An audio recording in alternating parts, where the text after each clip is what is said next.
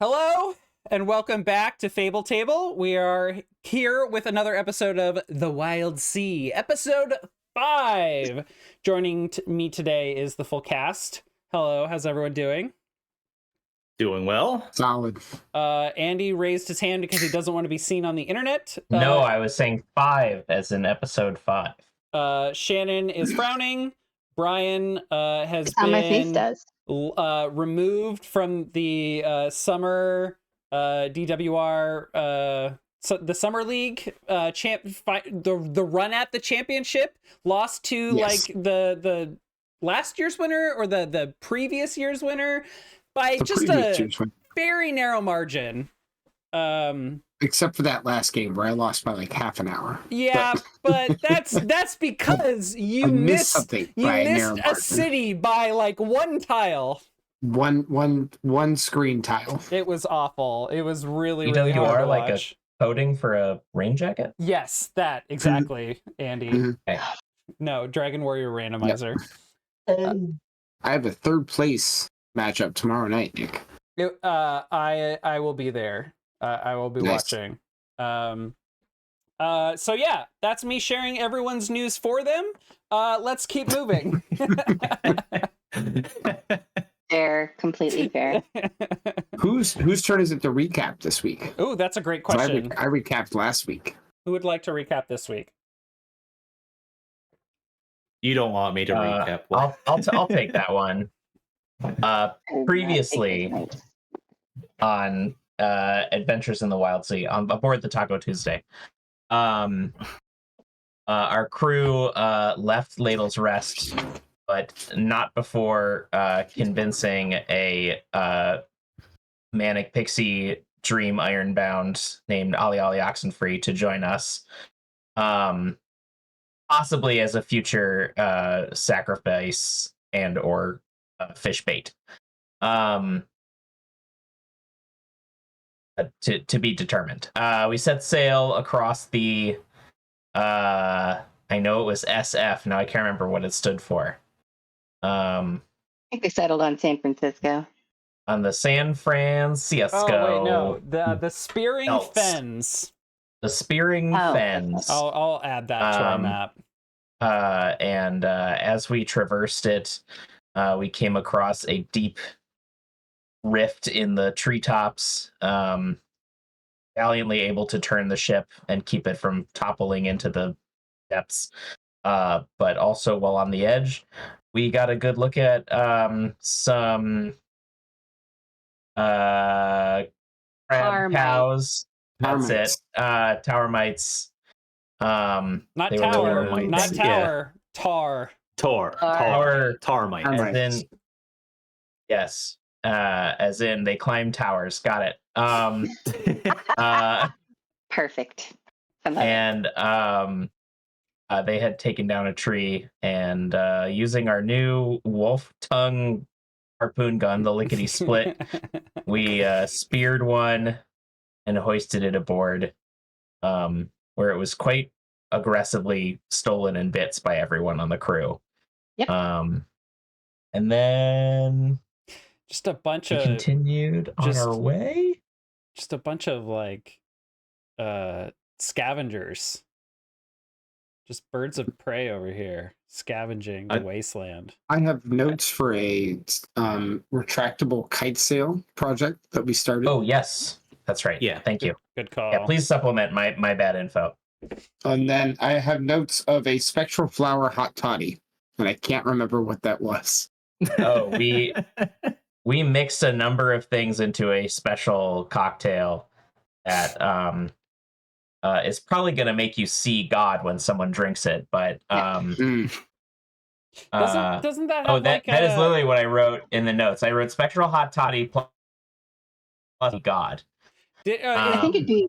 And that's because someone rolled a twist on that when making it, right? Yeah, I rolled a double 6 to concoct some sort of like unintended effect. It's the hot toddy that lets you break the fourth wall. Mm-hmm. So your character speaks And the directly fifth to one. Nick. It's a Todd Hottie. Ooh. Shannon's all about it. I hate the name. I hate the name of that, but I'll drink it. Okay. Todd, so hotty right now. This reminds me.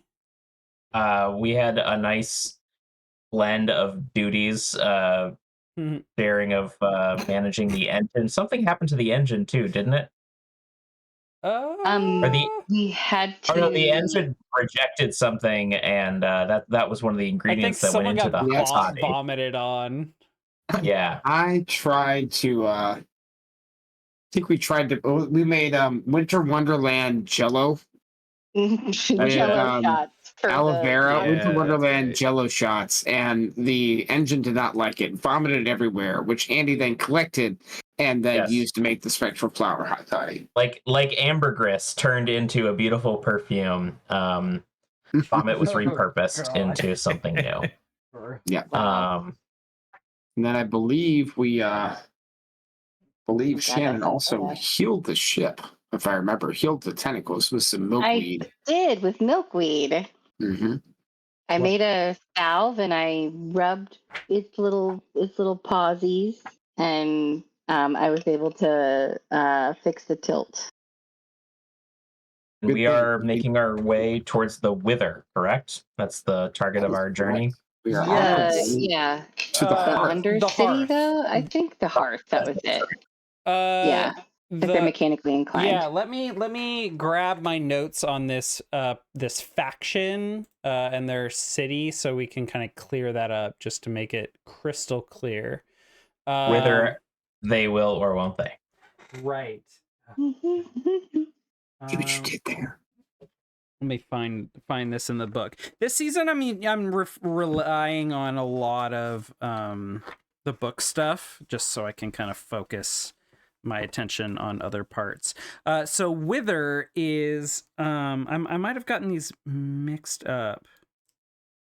Okay, so there is a place called the Tower, which is essentially like a giant structure that descends from the top of the canopy down, and it's effectively like a true city in the sense, like is within this one structure. But the port at sea level is called Wither. That is at the Tower. The port of Wither is heavily controlled by twin horn cultists, mostly ardent and Celicrae, and any sign of insurrection or heresy are swiftly and harshly punished. A vast machine beneath the streets of Wither keeps the city warm and the winter partially at bay, though nobody will admit to knowing what powers it. Beneath the city beneath the port is the Wither Undercity. Wither is already at a breaking point with the twin horns and the schism, and the common citizens caught in the middle. The schism being a group of effectively like engineering folk. The book includes a picture of this guy who has a arm that is completely replaced with a mechanic, like a kind of a cyberpunk claw. Little cyberpunk, little steampunk. Hook shot. Yeah. Yeah. And then over here on this side is a twin horn. And it's actually kind of ironic that y'all ran into some tar mites, because the twin horns wear a lot of kind of bull-centric motifs. And that's kind of what their faith surrounds, is the worship of a kind of bull appearing mech from the older days. Tell me they worship 4 Tauruses. I need to hear it from your mouth. 4? Why 4? Ford. Oh, Ford Taurus. Yes, Ford. 4 Ford Taurus. Ford is still around in our our cyberpunk future. They are the main manufacturer of mechs for, you know, Perfect. the discerning pilot. Okay. I need everyone, as we kick this off, to make me a roll. Uh-oh. What kind of roll is it? Savory or sweet? Lobster roll? Would be the best kind Hold of roll. on. Can it be sourdough? We're gonna have a whole roll conversation while you're figuring this out, Nick. It'd be butter on it. Everybody guys go like, to dough zone quickly. Cinnamon buns or morning buns? Want the icing or no icing? Cinnamon buns. Icing. Okay. Cinnamon buns with When I say icing. morning, is it like M-O-R butter? or M-O-U-R? Yes, Why not both? either. I need everyone to make me a roll that can use the following options. Either a grace of iron or instinct, if you have it. And then you may use either brace or sense. Right. Shannon, you have an advantage. So you get +1 die. Right. Well- so you get 1 die for the edge if you have it, right? And then you get your skill points. Yes. And then let me look over everyone's aspects really quickly to see if they have anything that would affect this. Right now, I'm only on 2 dice for having 2 points in sense. I do not have either of those edges. Not Dill. I don't have sense. And what was the other one? Brace. Brace or sense, and then it was iron or instinct, correct? I only have iron. Yeah. Brace. You only get 1 edge, iron or instinct, if you and so you get a die if you have either one of those. And Okay. Yeah, I mean, I have iron, and then but I skill don't dice. have. okay. I don't have sense, and I don't have I have Brace. 3 in sense. brace. So you're going to get 3 dice. Do you have instinct or iron? Sense. Yes. Oh, I see sense. So you're going to get 4 I got dice then, instinct. right? Yep. Prickles and Dill, you do not have an aspect that affects this. Yeah. So just 2 2 for dice me, then. Yes. So you said that I have an advantage. You have an advantage because of something else. Fun. So how many Okay, dice does she get for advantage then? Just It's up to just 2. one. Just one So I've got advantage. 2 dice. So one for Wait, but iron I and do one need to for- hold on. Actually, Shannon, I need He's to. he's looking at my character sheet now. Yeah. and the Right. I numbers got a there. 4 and a 5. You guys can see. Okay. There you go. So Oh, right 5. on. Right. That's a good roll. So I conflict survive whatever you're about to throw at us, Nick. I got a 2 and a 3. So I failed. fuck. Starting off strong once again as I rolled nothing but 1s, 2s, and 3s all last week. Shannon, you actually get a second advantage. What? Yep. Shannon's rolling Look out. 4 dice. I'm not going to question it. So 3 die. Good. You need to make up for me then. You have yeah. 1 from iron, and then 2 advantages. Yes. Yeah. And then I didn't have any aspect that applies. No. Sorry. Okay. It's all I've right. got- I'm rolling 4 dice, so. A 6, a 4, and a 3. Okay. Nice. Wow. That's a Great. 6. Refocus. I got a 4, a 3, a 2, a 1. Wow. Not a single double for anybody. Why won't it refocus? All right, whatever. I guess I'm just There foggy. must be a smudge on your camera. Oh, it's because I held the dice up super close. Oh. Forgets how to refocus again. Andy, you got a 5? Yep, 5 and a 4. Okay. I can put all the rolls in regular chat. I think for I the got it. channel. I think I got Okay. it. So, Dill, you wake up Yes. suddenly, and with a start, realize that you are on a ship you do not recognize. Oh, my goodness. And you don't know exactly what has happened or where you are. But you are on a ship that is faintly lit in the middle of the night. You appear to be in what looks like the galley. I mean, it is the galley. ships don't usually have more than one galley. But I don't know like where anything is, and this is a foreign galley to me. Correct. And you are alone. And it's not a fern galley, right? Correct. Nor is it Fern Gully. I was going to go there next. I grab one knife and one heavy cooking implement of some kind, and make my way into the hallway. Okay. You find a hallway, a lot like many of the ships that you have served on or been yourself, and there are several doorways. And I feel the ship moving.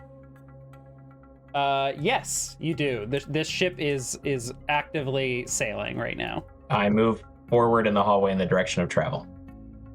Okay. There are several closed doors to your left and right. Is there one at the end, in the middle? Yes. And I'll take that one. You get to that one, you look through the window, and it is the deck. The main deck outside. I step. Just what's the weather like? It's a peaceful evening with a lot of chirps and chittering in the air from insects and nocturnal animals, and the air is a little bit heavy. I step out, but I stick to shadows on the deck. Okay. There appear to be a bit of like an observatory up above. There is a oh my god, why am I spacing on words already? It's been a long week. Bridge. There's a bridge where presumably someone is sailing the ship. And there is all the usual stuff you'd expect to see on a ship. All right, I use the shadows as much as I can to discreetly make my way to the door to the bridge. Okay. You head to the bridge and you see that there is an Ectus piloting the vessel. And I know that it's not Prickles, right? Like, I can tell already? Correct. Okay.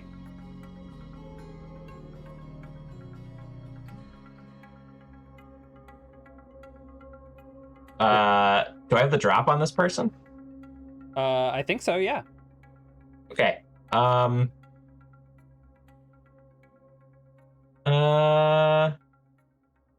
Yeah, I take out my phantom blade and grab him from behind and hold it up to his throat and ask him, "Where are my people?" Okay. Prickles. Yes. You are find yourself in a bit of a daze. It has been you feel like it's been a lot longer of a sail on this shift of late night sailing. And you expect to be relieved at some point, but no one has come. When suddenly a stranger grabs you from behind and puts a blade to your throat and asks, "Where are my people?"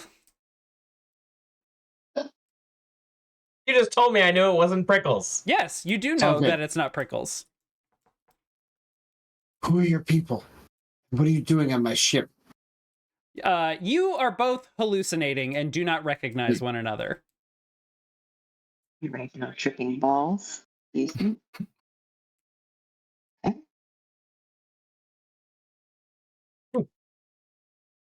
What is this ship? Where are my people? Where's the crew of the taco? Who are you, and how do you know this is the Taco Tuesday? I'm the char of the Taco Tuesday, and I need to find my crew. This is not the char of the Taco Tuesday. You're a liar. Shit. Remove your blade and face me like a man. How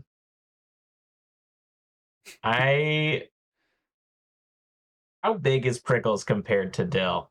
I'm an Ectus. I'm pretty tall, but I'm not like over commanding. I think Ectus have an option of an aspect to make them even larger. I did not take that. Though. Yeah. So, you know. And how big? So I would imagine that relative to Dill. But how big is? I mean, Ironbound can probably come in all kinds of shapes and sizes. How big is Dill? Is I think the preeminent question. Dill's the size of a dorm room fridge freezer combo. Nice.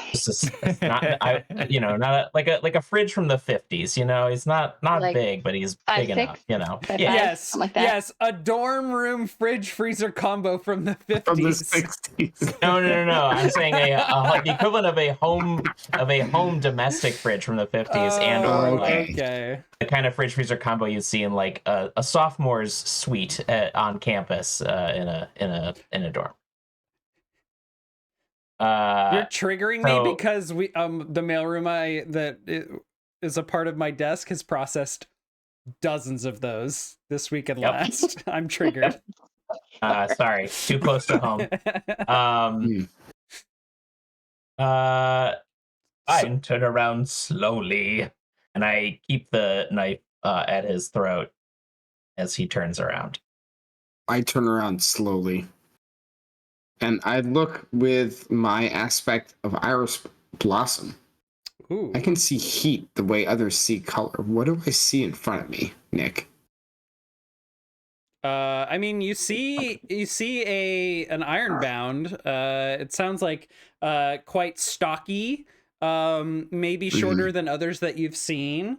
I don't know about the heat part though. That's a great question for Andy. I think Ironbound probably exhibit heat. They have many of them, not all of them, which is very strange. But have that kind of blue glow like the energy that is depicted in a lot of the art. And he does have that. He's got an iron fish as for a heart that has a blue glow. Do you think that blue energy or anything else about Dill glows with heat? I would assume that if you were to look at Dill purely through heat vision, you would just see a fish. Ooh. Surrounded by odd cold metal. Interesting. There's no way that Prickles knows this about Dill. So I will kind of stare him down for a minute. But also, who's Dill? Yeah, this guy's not Dill. He doesn't look like Dill. Yeah. It's like an intruder. Exactly. It's got a blade in my throat. Identify yourself and this vessel. What it is you plan to do with us. You are the intruder here. This is my vessel. I am Prickles. This is the Taco Tuesday, and you are trespassing. I know the Taco Tuesday. This is some imposter's garbage. Then leave. Is this Ollie's work? He built this. Oh my god. I look. Is this Ollie in front of me? He would play this kind of a sick joke. You have to be Ollie. How crazy bastard. Get back down in the damn galley and get this knife off my throat. Look, there's a squirrel over there. Ollie. That way. How dare you associate me with that absolute vagabond?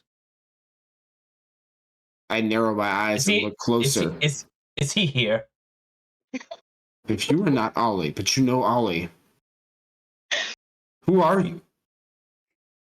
I'm Dill of the Taco Tuesday. You are not Dill. I know what Dill looks like. Jesus. You do not look like Dill. All right, let's go ahead and... I'm going to secretly reach back and hit the, if I can, trying to move slowly, do not get sliced. I'm going to hit the intercom button and let the entire crew hear this entire conversation as we argue about who we are repeatedly, incessantly, and disagree the entire time. Okay, so Salt, where are you? It's night.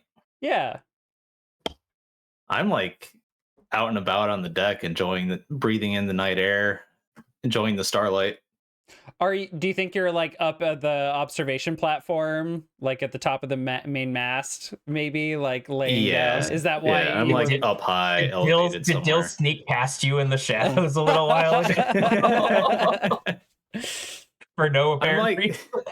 I'm in the mast area, but where anyone else in a crow's nest would be like looking out, I'm just looking straight up, so I'm like totally oblivious to what's going on. What star patterns do you recognize up above? Like what are the constellation shapes? Maybe one or two. A fox and a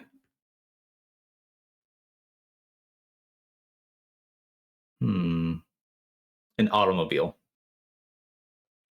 A fox and an automobile, which is such a strange thing because your concept of an automobile must be very interesting. Better be a Ford Taurus. Well, it's an old constellation. Okay. It's an old one, but it checks out.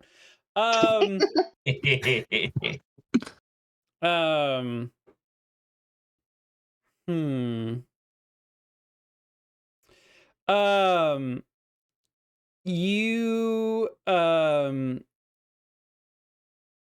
as you're watching the stars and just taking in their faint light, you begin to see the shape of the fox and the automobile move, and they begin to race one another, picking up speed. It's not so much that they are moving, but all of the other stars begin to slowly pick up speed and like scroll to, illustrate movement, and they get faster and faster. The stars that make up the wheel like rotate. Yes, exactly.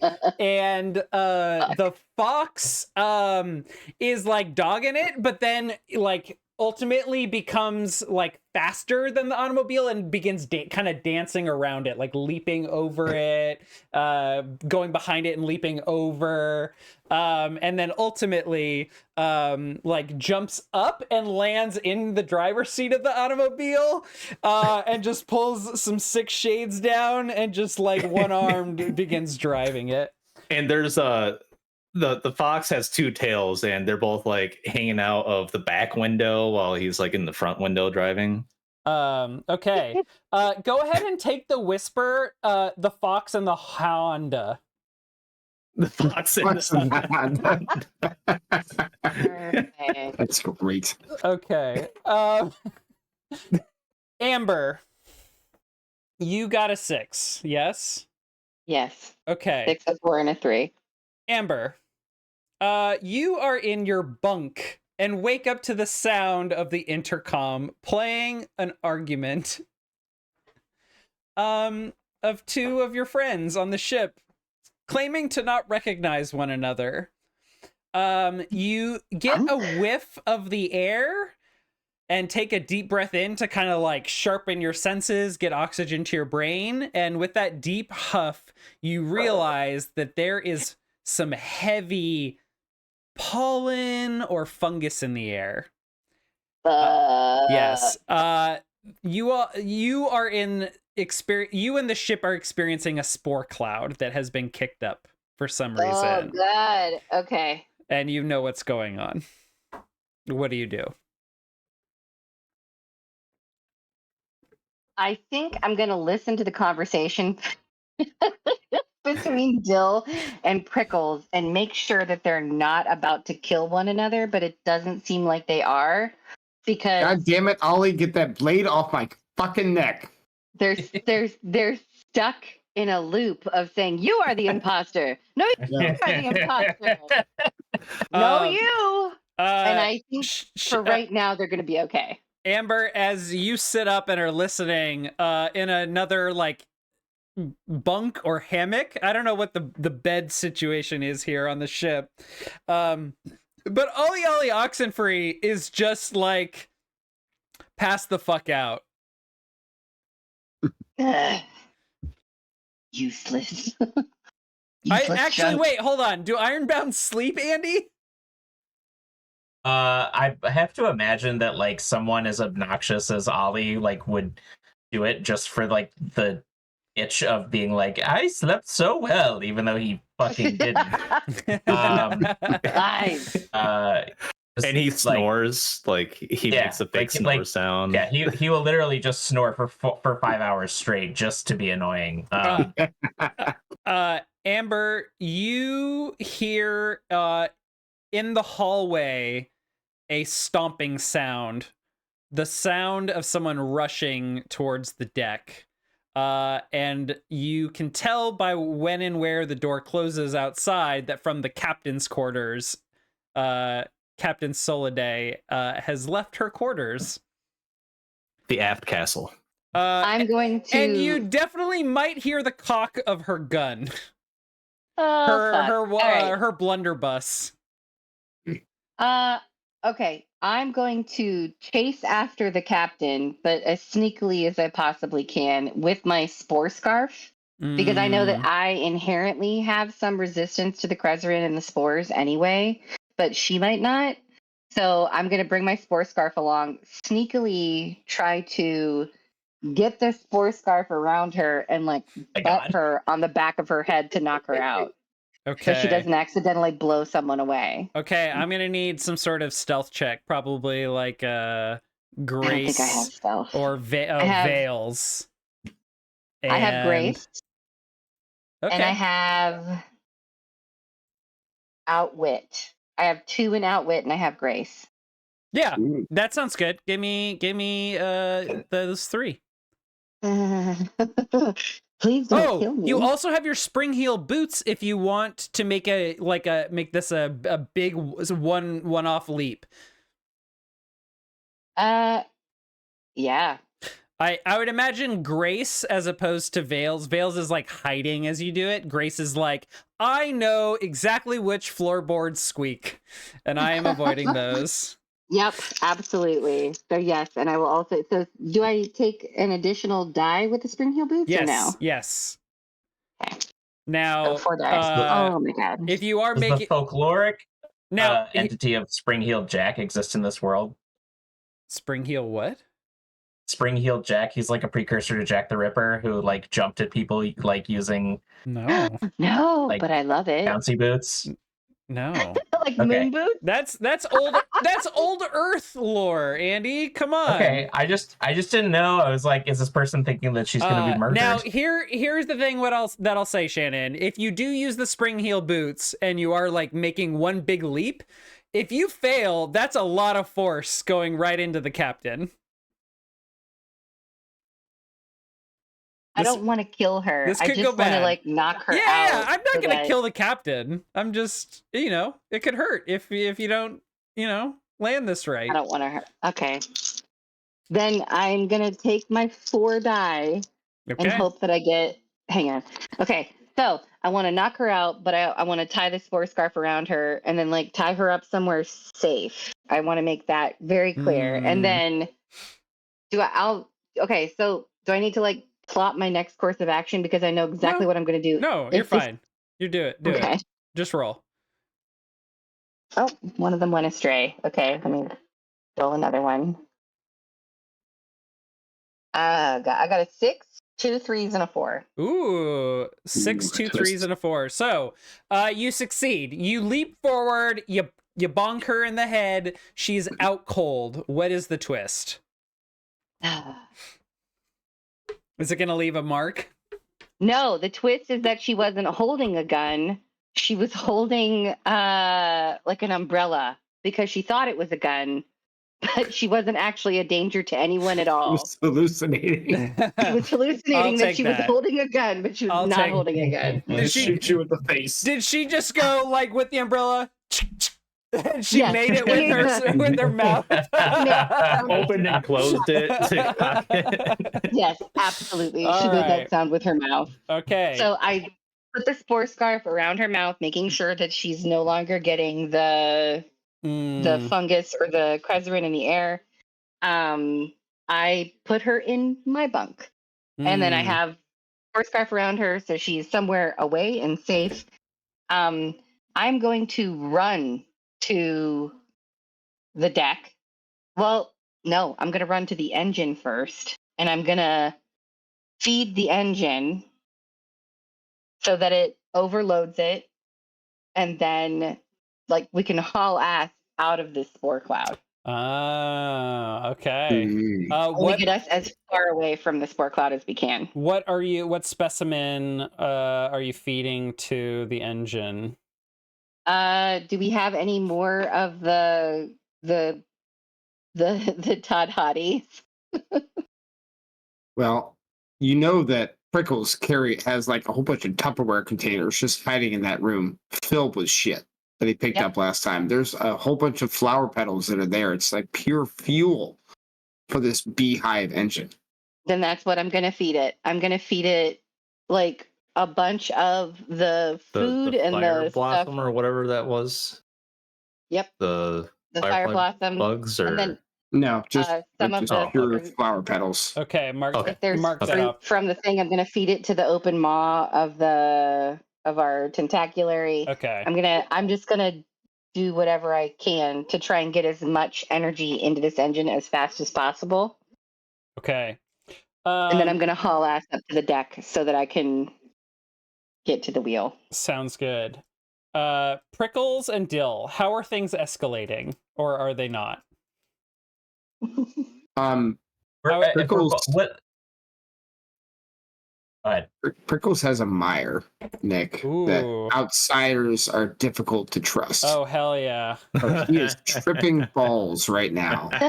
I am looking for an opening to pull my flare pistol on this son of a bitch. The moment anything distracts him, I'm rushing around to the other side of the wheel and pulling my gun on him. Do you think he finds a Andy, moment? you can go next. Go ahead, whatever you're doing. So, but I'm fully bought into this. This guy's going down. Okay, I have a question. You mentioned Myers, which made me think about mine. If Bill, who it's even a question if he has a fucking central nervous system, is also hallucinating, would I also potentially be? Because I have a Meyer, which is visions of your past death are difficult to banish. Ooh. Which just made me think about hallucinating and yeah. visions. You know what? I just didn't know if that's. I like this. Why don't each of you mark that mire that you named? Salt, you will also be marking a mire that you think is appropriate. Okay. Since you did not get a 6 on this, the check to resist this, but Amber did. We'll come back to what yours is in a minute. So yeah, you've gotten this ectus to turn around. Are there any ectus from your past, Dill, that this could be that you see? I mean, they're a common race in this world, so I would assume there was some on board the Stregonona that that he remembers. If we're gonna mark that mire, then I say as soon as he turns around, Bill has like real recognition growing in his mind of like, oh my god, I'm back on the Stregonona the night that we were destroyed. Like, oh no, oh shit, it's so traumatic. Is this the char from the Stregonona? Oh, the real chef, yeah. Oh my god. Yes. Oh fuck. Oh my god. Okay, so he's gonna drop the knife and run up and be like, you can stop this. Warn the crew. You can prevent the worst thing. Aww. Stop what? You have a chance to prevent. I don't know. I wasn't there, but you must tell the captain. Hurry, go tell the captain now. I'll turn us around. This is you. How do you think I should put this in the vernacular of this world? Because I would assume what Dill is imagining, feeling like he realized is like he's talking to his past self. I mean, do you just roll with it? But he told me to go. So yeah, like, yeah. Do you roll with it and go find the captain? Yes, let's go. Let's go find the captain quickly. Go, lead the way. Okay. You both. The moment he turns around, I draw my flare pistol and point it at his back. I won't shoot just yet, but I want my gun on him now. Captain! Just start running around the deck yelling for the captain. Okay, he runs out. Do you go after him? Do you fire? Oh, no, I locked the door. Okay, you lock the door and you're going to do manage the ship and be paranoid. Excellent. I'm going to pop the intercom and be like, Captain, there's a crazy ironbound on the ship. He's coming for you. Hurry! Shannon, this is what you hear as you are feeding the engine. Things have gotten intense. Fuck. All right. Dill, you run across the deck and get into the corridor, and there is the captain, passed out and bound, spore scarf over their face. Someone must have taken her out. Does Dill know what a spore scarf is? Yeah. Yes, you have an understanding. Okay. Yeah, like. Okay. Yeah. I just wanted to make sure he wasn't going to be like, or does it just look like the captain is gagged? Ooh, That's what I mean. Like, okay. I feel like... Interpret it how you want. I think I that think... Dill could have, like, the present conceptualization of what this is, or seeing them gagged. Oh, no. Okay, I gotcha. Captain, there's pirates on board. They bound you with the spore scarf. Please help. Captain, we must do something. She's knocked out. What do you do?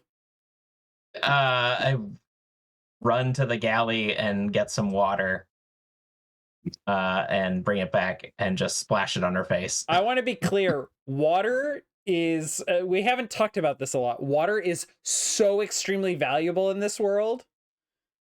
Oh, I run to the galley and get like a broth that has been simmering on the stove. Sure. Like broth, juice, grog. It's like that is all extremely common. It's literally the first liquid that he finds in the kitchen is broth. And he brings it with a ladle and very gingerly ladles some broth onto. Captain. It's gonna get the scarf wet, and she's gonna be like waterborne. Oh no! I took the scarf off. That's I took the fine. scarf off. Okay. Undoing any protections. Yeah. Dill. Dill? Captain. What? Captain, you're confused. Yeah. There's pirates on board. Pirates. Where's my... And she, like, grabs the umbrella and is like, wait, what? Sound the alarm. Get your weapons. Who's steering the ship? I have no idea that's what you were supposed to be doing. Oh, no. It's a strange man on the bridge. Quick, untie me. I untie her. Okay. We have to take the ship back. And Amber, this is when you enter the scene. And then she like she's gonna, as you open the door, she's gonna do one of those things where she like spins around the back of Dill and then like outstretches the umbrella and points it at you like a gun. I got something. Oh my God. You think it's appropriate to switch to salt? Yes, please. What is your mire that you've selected for this situation? You fear the coming dawn and crave the night. I must watch over this fox and hounda. I must continue. I must know where it's going. I gotta figure this out. I gotta see the whole story play out. And I know time is limited. Time's very limited. Eventually, the dawn is going to come, and then I won't know the end. I need to help them on their journey, and I need to join them in the stars to help guide their path. And I'm going to my cloak of stolen stars gives me the rush and soar styles of flight in any area Starlight touches. Okay. I don't have to mark it or anything. I'm going with the idea that it's kind of like a limited time, and it depends on how much effort you're putting into it, how frantic it is, Sure. how much energy you burn or something. And since I have the rush style, I have to get momentum. The ship already has momentum, and with the help of Amber throwing stuff into the engine to fuel it and increase the speed. I still just need a little bit more, so I'm gonna like get as high up as I can. Mm-hmm.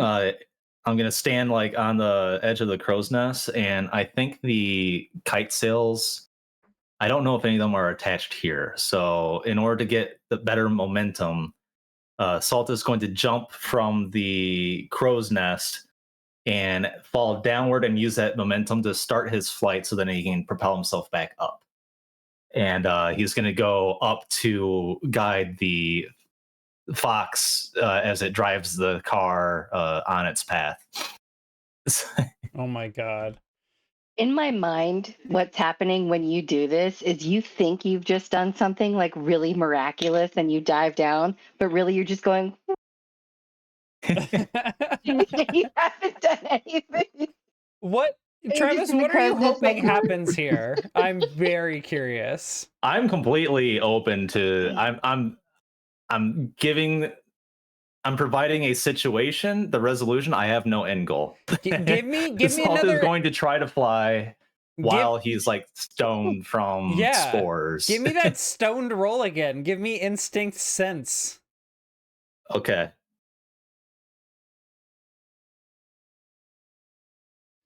Oh my god. I'm scared.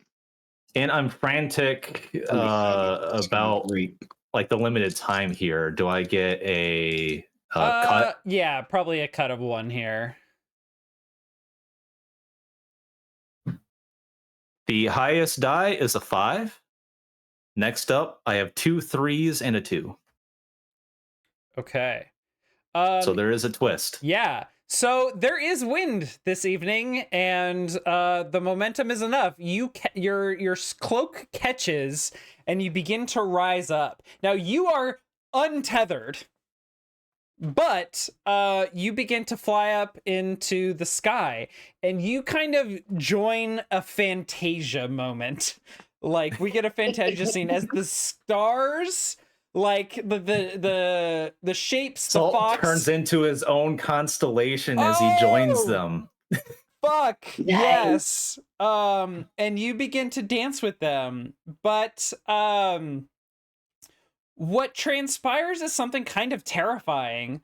The fox stops and turns around, startled, looking behind your momentum, behind the ship.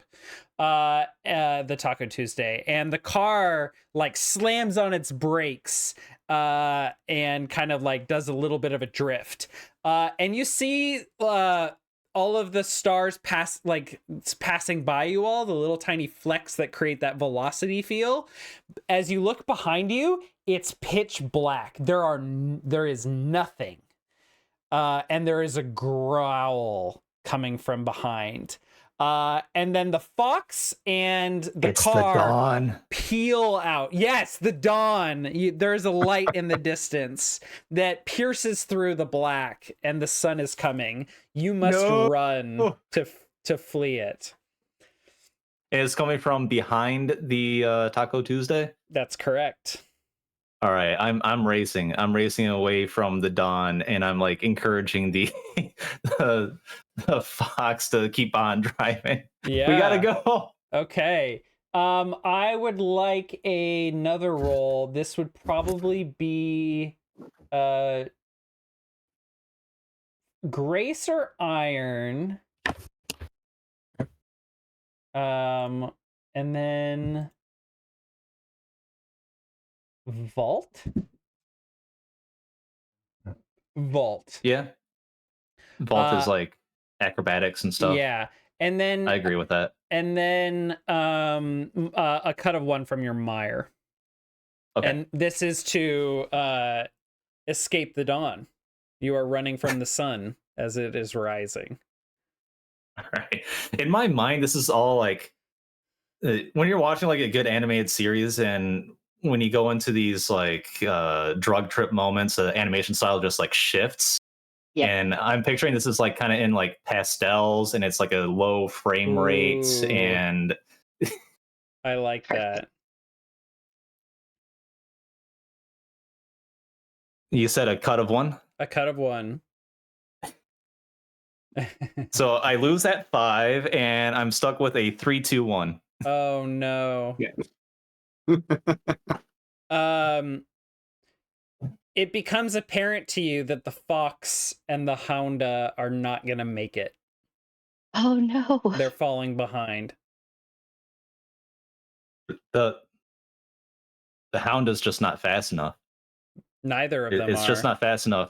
I'm Oh, faster too than far. I'm flying. This car, it's like stuck rolling on the ground of stars, the road of stars. So I gotta liberate the fox from the car. It's just too slow. So I'm gonna fly over to the fox and try to like pry it out the window and bring it along with me to fly away from the dawn. But it's gaining on us, and I can see the grimace of the dawn. It is harrowing. It's got sharp teeth. It is terrifying. It's going to swallow us. Yeah, the sundog, like that burst of light, it's got rays to it that are like teeth gnashing. And you reach for the fox, and the stars condense and form into your palm, and you clutch them and pull it away from the car, the hounda, as that automobile like essentially lets go and falls back into the sun as the dawn rolls and crashes into like flame. Yes. And you manage to pull away with the fox in your clutches. Those stars disappear, but you have them with you. I think this could be a good opportunity for a scene shift back to the deck. Yeah. And like from that kind of like extended hand, we then cut to like the long arm of Captain Soliday extending this umbrella at you, Amber, along with Dill. So I've got my shard cloak on, and it is like, we talked about the shard cloak previously, and the shard cloak is like bits of amber that came came with me, that sort of float around me like not a cyclone, but like in a perpetually like kind of like moving state that like can help me resist damage. And I think that as she's pulling her umbrella, which I don't necessarily see that it's the umbrella right away, my shard cloak starts to like spin around me, thinking that I'm in danger because I'm reacting to it. And then I see that it's the umbrella, and I grab my hook hand out and I like yank the umbrella away from her, and I'm like, it's an umbrella! You cur! Get off my ship! I belong on this ship. I am crew. Put the spore scarf on. We are in the shit right now. You are all tripping your balls off. Spore scarves. Everybody needs their spore scarves. I'm just going to start shouting it. Put your spore scarves on. That's all. I'm just going to be like, put it on. Put the scarf on. You had a scarf on your face. Where did your scarf go? We should be wearing it all the time. Is this about like logic, or is this about just like an emotional, exasperated plea? I think it is an emotional, exasperated plea at this point, because I would agree with that. Yeah. how do I like convince them? But like, if they grew up in this world, then even if they're tripping their balls off, they should be always like that danger of spores and presarin and like fungus and stuff in the air, because we're like on a ship. That should trigger something. I'm like, you don't have to trust me, but please put your spore scarf on. I have nothing to gain if you put your spore scarf on. I'm not here to hurt you. I'm gonna like put my hands in like a kind of a. This is in the engine room area, right? No, this is in the hallway. I think this is the hallway. Amber's okay. Still below deck, though. I was coming out of the engine room after I fed them to try and get our ship to haul ass faster out of wherever we are, on my way to the deck to get to the wheel to see where we are. So okay. Give me. I run into this. I think this is like an iron. This is like about force, determination, and willpower, and outwit, and then take +1 for the ship beginning to move out of the spore cloud. Okay, so 4. Yeah. So a 5, a 3, a 5, and a 6. Good roll. That is a great roll. Wait, I love these. Wait, the highest was a 6? Oh, yes, perfect. A 6, 2 5s, and a 3. Yeah, I think the captain, especially because she was covered by the sports scarf earlier, like is like really beginning to snap out of it. Still, I think my head really hurts, but this makes sense. Here. And she like begins to tie it on, and she's like, wait, Dill, do you have a mouth? Why are you so affected? Yeah. You breathe? Do you breathe? Dill, how do you Dill, go put a blanket on. I get like a sheet and cut some holes in it.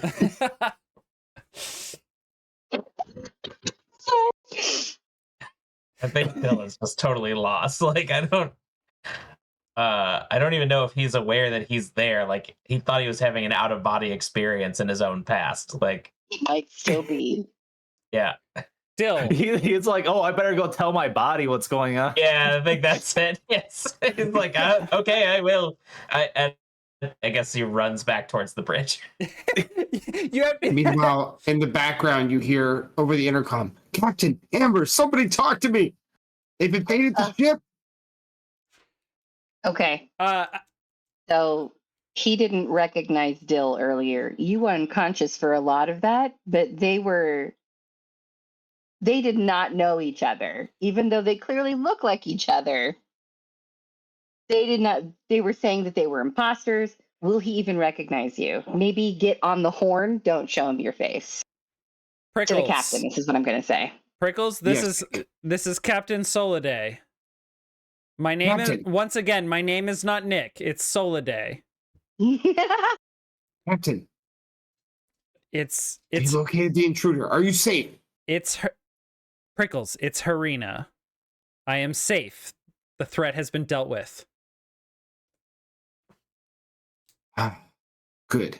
I look out the window of the door, which I have locked and barricaded with at least 3 or 4 pieces of furniture in this time. Oh, no. Do I see Dill running towards me? Yep. Captain, he's coming.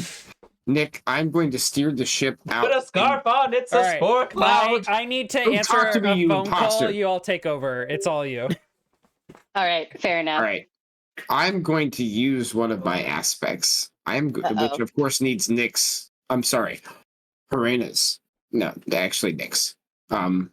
It needs his actual like conflagration so we can get it going. I'm going to use my aspect in the Firefly's glow. It says, the secret paths of the Fireflies. Mark to discover a location without using a chart once per scene. So what I'm going to do is I'm going to mark this, and I'm going to keep the door barricaded, and I'm going to look for some place out in the Wildsea and steer the ship towards it by following the paths of the Fireflies that I see moving about the trees. I'm going to get us to a solid location out of this spore cloud and anchor us down. And at that point, you guys will probably, over the course of several hours, be able to talk me out of the bridge and into unlocking the door.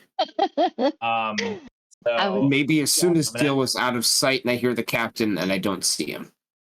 I'm going to add a complication to this, okay. Which is... Please do, because this is amazing. I would assume that even though I think I might be having an out-of-body experience, any of my aspects I might subconsciously have access to, right? In my drugged state. So absolutely. the ghost aspect of Dill has spectral violence, marked to become insubstantial for a short time and pass through. Oh no. Andy, so if you pass through this think door, he might just go straight. But what passes through is just his spirit, like all the metal bits of like kitchen stay behind the door, and like he just floats through. A pile of kitchen shit clatters to the floor outside, and like the fucking fish and a ghostly form passes through the door. I can't see any reason why. It's a spore cloud. I can't see any reason why I wouldn't instantly shoot you for doing this. Okay, hang on. Even if you shoot him, he's just a spectral. I know. I am insubstantial. Go ahead, Captain. Yeah, no, this is Nick. Do I need to roll to use that aspect? No, you absolutely do not. However, something happens to you that you have not experienced before when using this ability. As you separate from your body, you kind of go into this kind of like spirit world moment, where you tripping. I'm gonna be tripping within a trip. Kind of, yeah. So you leave your body and suddenly everything becomes clear because you are no longer tied to what your physical body is experiencing. However, there is something else. I come through the wall and I'm like, prickles. There is something far more startling that you begin to experience, and it is effectively the pull of gravity, but it is not a pull down. Tell me, where is the piece of anima on the ship? Oh shit. Oh. It's in the cargo hold with all of my shit. Is the cargo hold like below this deck? Yes. Okay, then it is a pull straight down, but you can tell, Dill, that anima, this piece of anima, it is very quiet, but it is giving you a directive.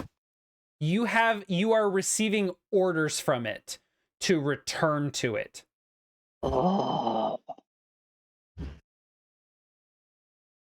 And then, startled, you tumble through the door, and Prickles sees you, your spirit, and shoots you. I shoot you instantly. I probably shoot right through the glass, right through the spirit at this point. If I also leave the drug effects, don't I recognize him instantly as yeah, absolutely. Prickles, Prickles the sport. Okay, and I've been shot now, which is yeah. I have no physical form. I don't know. Okay, what does this say? What does your ability, your aspect say? It says mark to become insubstantial for a short time, allowing you to float and pass through solid objects. Huh. And what does the flare pistol say? A small sidearm loaded with chemical flares deals long-range acid damage, can also be used to shed light over extremely large areas at will. So essentially, I fire off a flare in a tiny enclosed space right at the door, and probably go right past his incorporeal spirit and blast the door open. Oh my god. Let me look at, because you guys can get to me now, but don't tackle me because I'm prickly. Yeah. Okay. Roll. This is a great scene. This scene is amazing. I think this is amazing because I think you do shoot right through Dill's spirit and through the glass, and you hit his body with acid damage, which is corrosive to metal. Oh no, I'm so sorry, Andy, but this is still funny. What am I rolling? Great. I don't think you roll. I think Andy just takes damage. Yeah. All right. How do I mark damage? This is a great question. So Benefits, injuries, tracks. Yes, yeah. Under your aspects. Yeah, so I think that you could choose to deal damage to your aspects, or you. Oh no, I do have you roll. Yeah, I do need to mark spectral violence once, don't I? Yes, you do. So that requires you to mark it. Yes. Yeah, mark to become. Yeah. So it's been marked. Brian, I need you to roll your attack. Okay. This is probably like Grace and Hunt. Yeah, I would say so. And then 3d6. And then you have the flare pistol. I think that this is particularly effective against metal targets, so take an advantage. Okay, 4d6. Well, now I finally roll a 6 and a 5 and a 4 and a 1.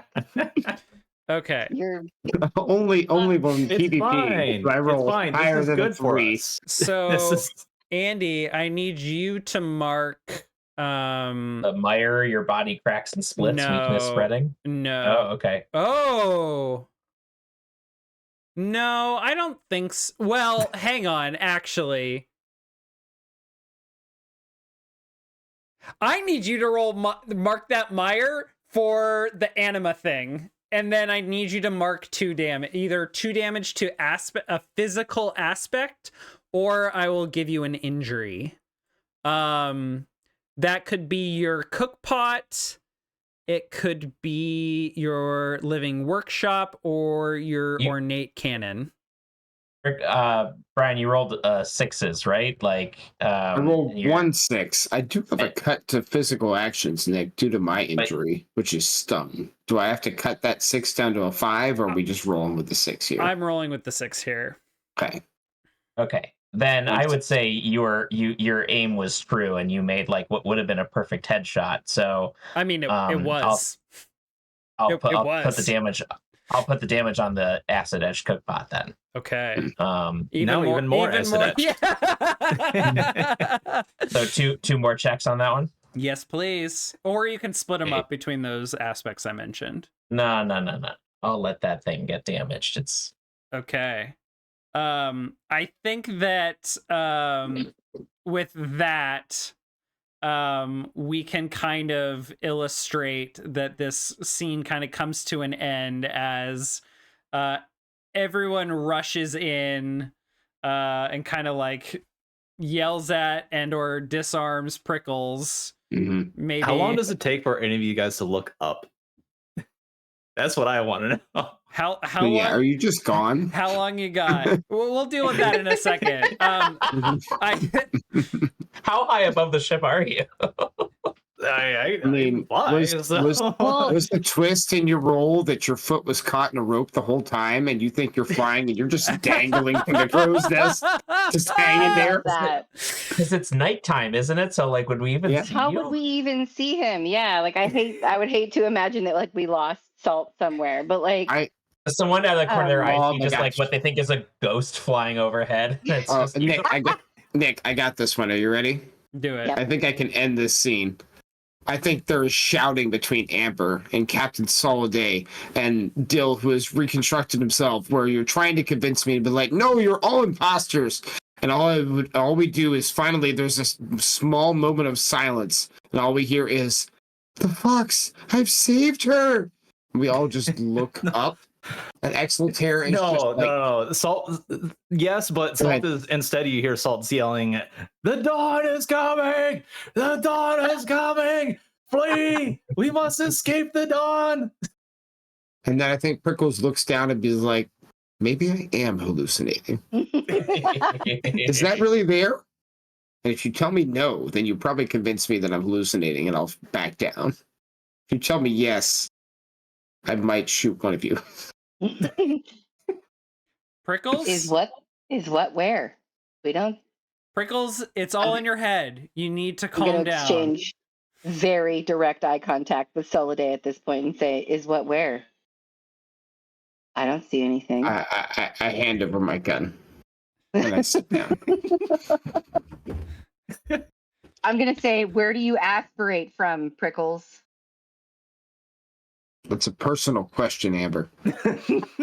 Gonna need to know, Prickles. Dill, can you get us all some broth? This is a life or death situation here, my guy. Calm down over a nice cup of broth. If I come back to my body, am I still hallucinating though? I think you have we're getting over it. I think you have some wherewithal that like you've got like the reality spins, so to speak, but you can keep yourself centered enough. The come down is hard on this spore cloud, but it's I'm surviving. I'm going to get broth because I left the pot in the fucking hallway where I woke up Soliday. So It's easy to go Or find. you were basting her to wake her up. Yeah. You're like, yeah. she's gonna be so moist when she's finished. Mhm. Oh my So gosh. nutritious. And then Soliday will be like, I know how these Cosmer operate. Salt, come on down and we'll stop the dawn together.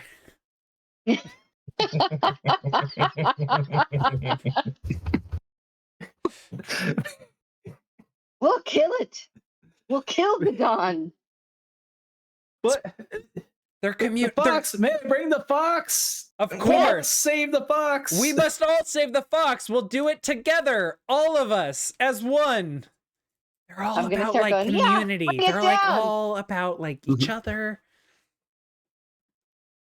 I'm on my way, Captain. Please be patient. I am with the stars, and it is quite far back to the ship.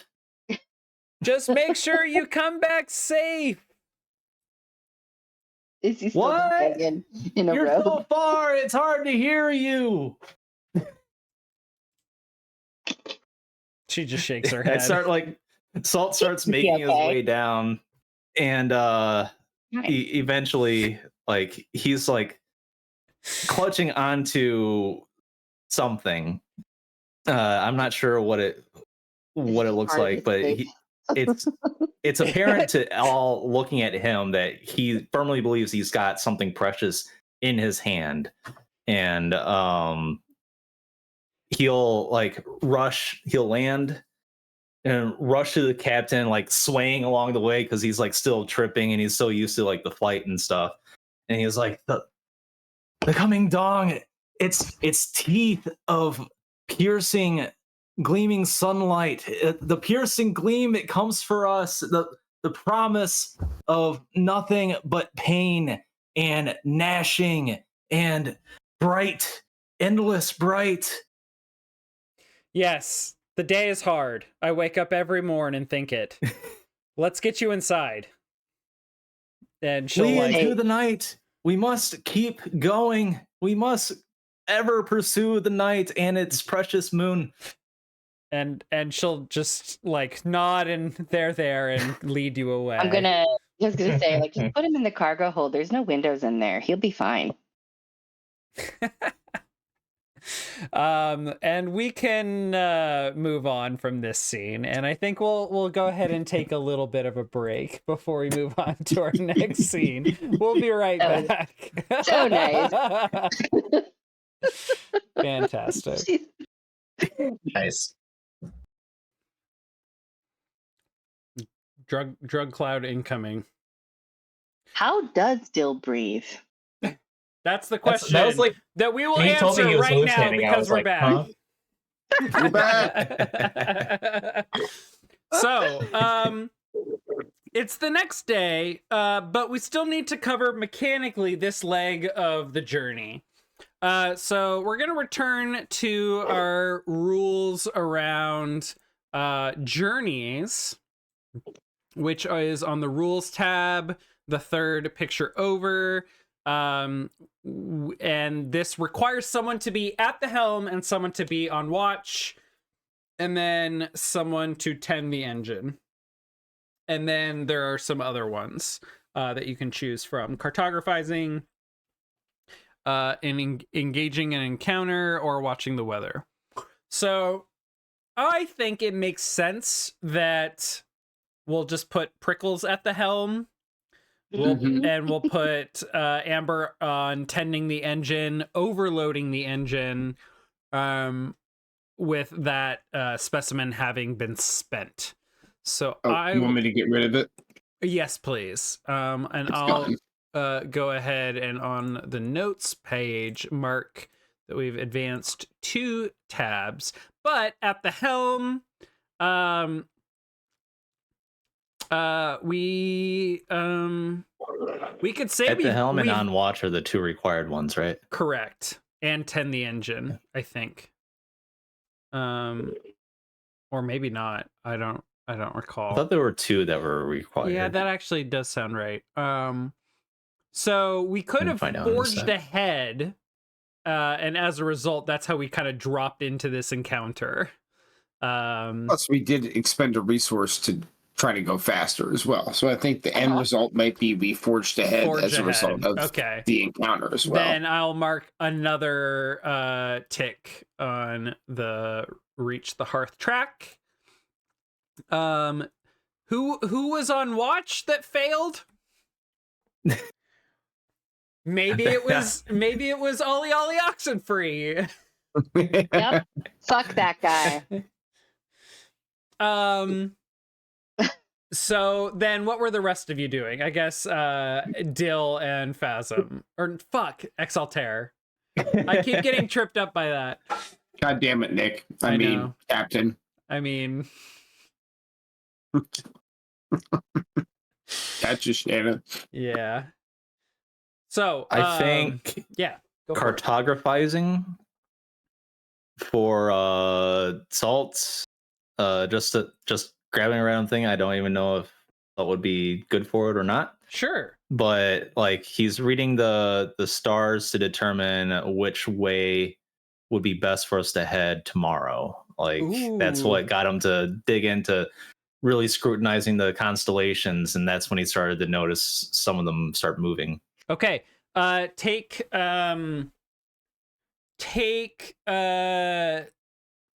Just mark it as like Spearing Fen's star chart. I know y'all are going around it, but you're kind of like really close to it, skirting around it. And then I thought we were going through it. Oh, were you? I thought we were going through it. Oh, yeah. Great. Then I've had you mark the correct thing. What is Dill doing? After hallucinating and having to / getting to relive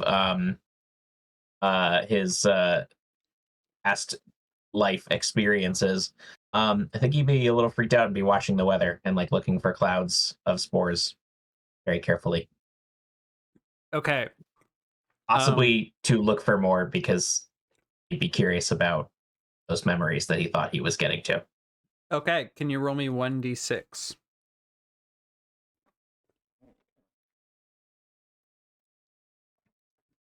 Where's the watch?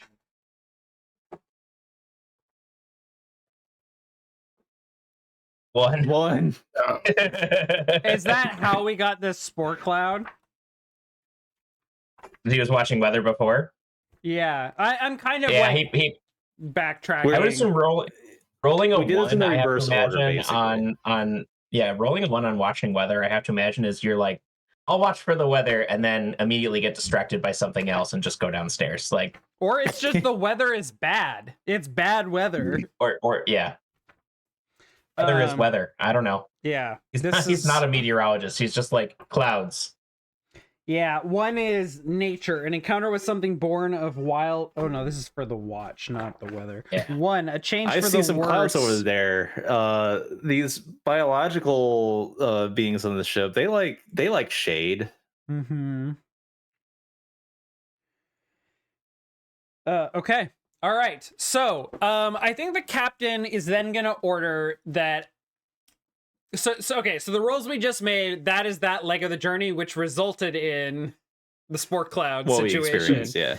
And the captain then orders the following day, drop anchor. We're gonna have some downtime. So yep. there does still need to be someone on watch. And she volunteers Ollie Oxenfree to do it, but to do it right this time. Is verbatim her words. I don't know how anyone feels about that, and if they want to intervene. But I can go. I'm going to intervene. I'm going to intervene, and I'm going to keep watch since I have a resistance to the spores. You'll anyway. have moved past the spore cloud, so even so, okay. It's still fresh in our minds. I'm going to be like, I'll keep watch. Don't you worry. Salt has no interest in being above deck watching for anything. He's still like shaken by how scary the dawn looked in his eyes that night. So other than Amber, who is going to make a watch roll of 1d6, you all, the rest of you have a montage action to either acquire something, to recover, to create something, or work on a project. the catch-all term. I think that, yeah, go ahead and give me your watch roll. 3. A 3. Oh boy. Okay, and then I Yeah, sorry about that. secretly roll an encounter. Sorry, everybody. My bad. What does my roll mean? What does it mean? Okay. What does it mean? I rolled a 6, which is a danger-free opportunity. It just kind of sneaks up on you though, because Amber may be feeling guilty or responsible or capable volunteers. What do you think it is? A danger-free opportunity? No. Why is Amber volunteering for this? Oh, I think because she feels like she's uniquely suited to have seen the spore cloud coming and did nothing to prevent it. I see. Well, I think that while you are on watch, Ollie Oxenfree is going to bring you something. He is going to bring you. Uh-oh. Why that reaction? Because if I care about this guy, it's going to be much harder for me to kill him for Dill later. Mm-hmm. Not for me. It's for you, my guy. It's for the greater you, good. For the greater good. That's totally fair. But he would not have even entered my radar to be murdered, if it was not for Dill. Hey, so. Amber. Hi, Ollie. I understand that you biologicals really like your alcoholic beverages. I made you this. And he like pulls out like essentially like a mason jar that's like got the lid screwed on. And it looks like a very odd concoction of liquids that are very clearly separated. I'm gonna say. Can't she notice any like mushroom spores mixed in? No, no, absolutely not. I just love it. Like while we're dealing with our own shit, Ollie is like scooping like the spores into a jar to make something with it or something. That son of a bitch. Yeah, it's got like a clear, pale, yellow tannish color to it, like an oil. And then it's got some other kind of bright color, much more thick liquid in it. Ooh. Okay. I'm gonna take it from him. I'm gonna say, thank you very much, Ollie. Can you tell me what is in this? Or what might happen to my body whenever I ingest it? Well, Dill and I put our heads together, and he said that the blue stuff that would make a really great drink. I think it's some sort of fruit juice. No. And then I put some alcohol in there. I'm gonna. Is he expecting me to take a drink of it, or is it just for holding on to? So as you might remember, Ollie has very little in the way of social conventions or expectations. So you are not feeling the pressure. But cool. I'm gonna say. But before he Ollie? lets it go, he's like, actually, here's what I think's the coolest part. And he like shakes it up. And it's very clear, like, these two liquids do not mix. They don't like each other, like oil and water. And that is actually going to trigger a memory for you. Okay. Woo! Hang on, I want to write it down. You are going to have a memory of being in the pilot seat of a mech. And you are surrounded by a bunch of little knickknacks, little like a little collection of things that you have like welded down or stuck down or glued down all around your cockpit. And she's got bobbleheads. And you kind of get this pleasure like trolls. Yeah. Yes, exactly. And you get this like feeling of talking on the radio. You don't really remember what you're saying, but you are laughing. and joking around with a couple other individuals that you know over the radio. But the thing that really sticks out in your head is one of those things that you see from like the doctor's office that has the like red pinkish liquid and the blue liquid, and how you turn them over and they would turn like them over wave. and they like. Yes, this is your memory has been triggered by Ollie's little cocktail. Thank you. And you remember, even in your previous life, being a little bit of a collector of old items, knickknacks, and yeah, and this is something that has carried over from your previous life. Well, I hope you enjoy it, whether or not you drink it. I'm gonna kind of have like maybe like a haunted look on my face and be like, thank you. I think I will. Thank you. Wow. And then I'm gonna like turn away from him and yeah. Kind of like shift it up and down to like watch it mix. Dill, it was a hit. She was totally shocked. Awesome. All right. What are the rest of you doing? I would like to do more work on the self-retracting personal kite sail. Nice. What are you doing to work on that?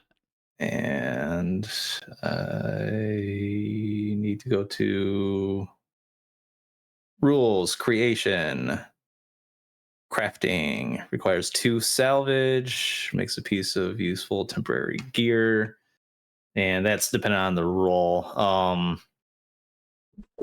Salt is again using his knowledge, knowledge of acrobatics, his experience with flight to kind of educate the design, the way like things need to be shaped to be aerodynamic in the way it's supposed to, but also not aerodynamic when it needs to be, and how to make that adjustment. And he's working on this again with Chikazi, the wave walker, that he's using Chikazi's like experience with harnesses and gears when it comes to like wave walking in the extreme places that he's done, and what would be like a more comfortable fit. And I'm trying to figure out where the role is to do that. I think you just come up with a role. Oh, creation. Okay. It's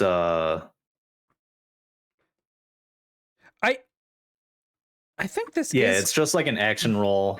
I got the creation chart here. Okay. Projects are on 64. We had kind of made this more of a project role than a creation role. But oh yeah, that's right. So yeah. Yeah, just go ahead and give me a roll. Now, I think that Chikazi had kind of lent some aid last time, and we had benefited from that in terms of the fit, but I think it's now more about like the actual like mechanisms themselves. Okay.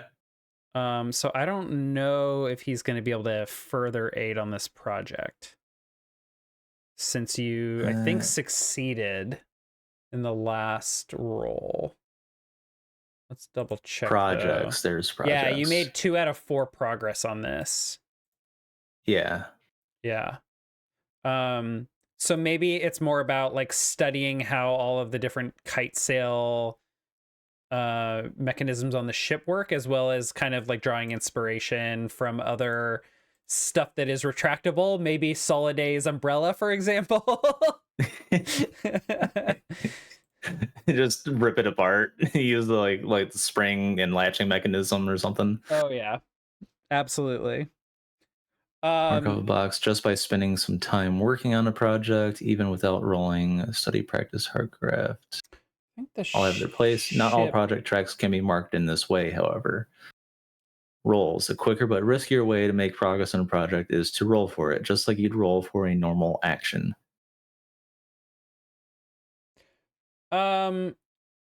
Yeah, why don't you consume engine cogs, which is a specimen on the ship sheet, and that you can dump that into this project and add +1. Okay. What are you building this on? What are you constructing your dice pool with? This is going to be grace, elegance, precision, and quality. I think are great fits for this, and you would need that in a device for it to work well. That makes sense. And then probably study, recording, and focus investigation. Learn the import of details others would miss, make connections, and sort information.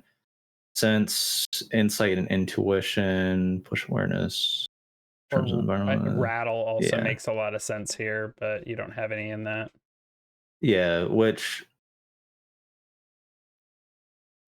that's fine. I'm okay.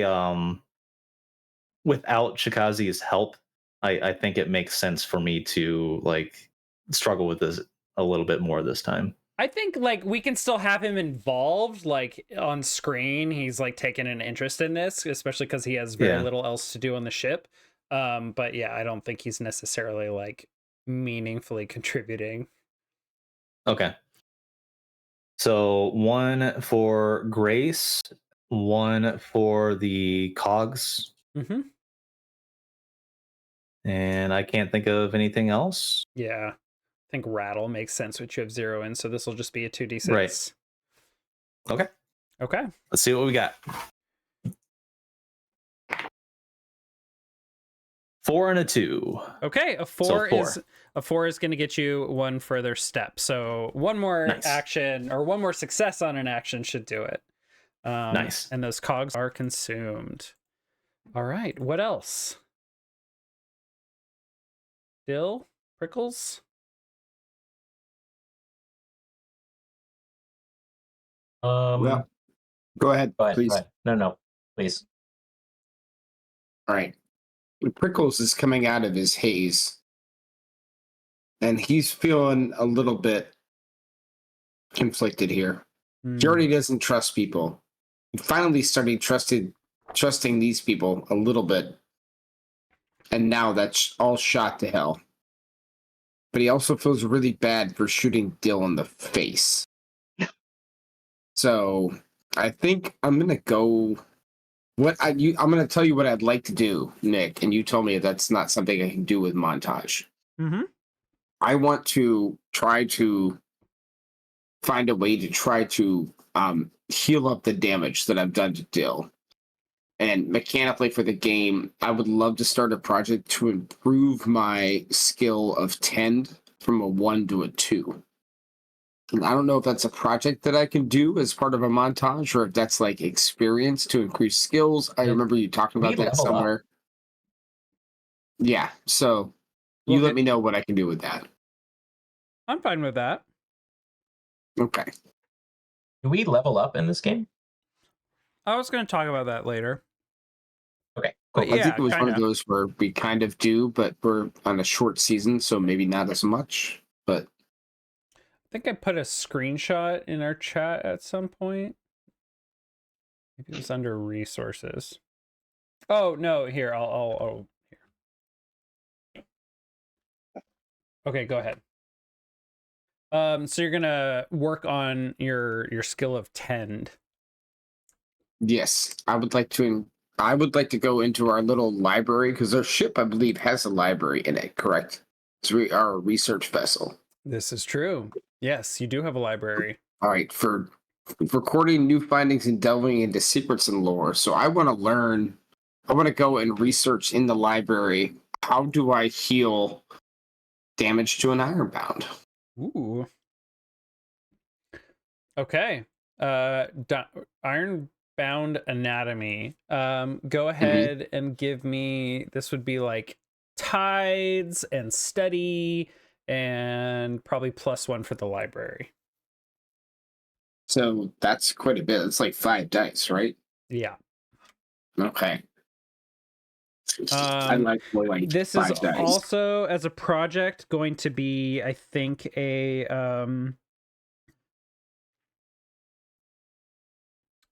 like a 5-step track. Yeah, that sounds good. It shouldn't be easy. It'll take me a while to get this. All right. The roll has 6, 5, 4, 3, and 3. So a 6 is my highest with a twist. Okay, that's going to be Because I have 1 double. 2 steps of progress. Oh, perfect. You're already putting it on my sheet. Thank you, sir. With a twist. Pitches for the twist. My pitch for the twist, and I don't want to answer what it is. My pitch for the twist is that while I'm diving through the library and researching things, I find something else that's interesting. But I want somebody else to tell me what the interesting thing is. Can it be the lost art of tattooing?